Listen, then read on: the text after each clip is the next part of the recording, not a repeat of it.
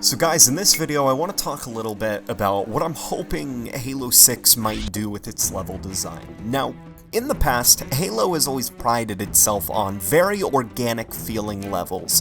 While the level design is linear, yes, it allows the player to pick and choose how they're going to end the level. Like, they can choose what paths they want to go on, and ultimately reaching the end objective, it's up to them and stuff, and the levels are usually packed with interesting set pieces that are all incorporated very well into Halo's sandbox. I think of Combat Evolved's numerous amounts of vehicle segments, and at the time actually, Halo Combat Evolved was pretty groundbreaking because it did something that not a lot of shooters before it ever really experimented with. It experimented with the idea of, instead of just linear hallway design, there were these massive, wide-open battlefields. You could get in even the level Silent Cartographer. The reason the Halo Combat Evolved level, the Silent Cartographer, still is relevant to this day and talked about in game design is because it was pretty groundbreaking the way it was just this open world almost. You're dropped on the island, you're fighting your way through the first wave of Beach Covenant that are defending the island, and then you just get a Warthog and you can explore this massive, expansive place. It doesn't tell you, go here, go here. It lets you off the chain, and you discover how to beat the level on your own. And sadly, ever since 343 has taken over the Halo franchise, their level design has gotten very linear. Most of their levels now are designed like hallways. You start at the beginning and you just kind of follow a path until the very end. These wide open sandboxy sequences, they're no longer here anymore.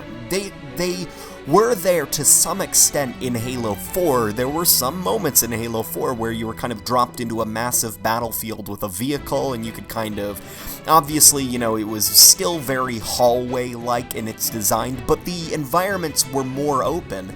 And sadly with Halo 5, it seems like 343 has taken the iconic sprawling battlefields that Halo is known for, and it's compressed them, it's tightened them, and now there's really no room for exploration because you're shuffled down very tight linear hallways.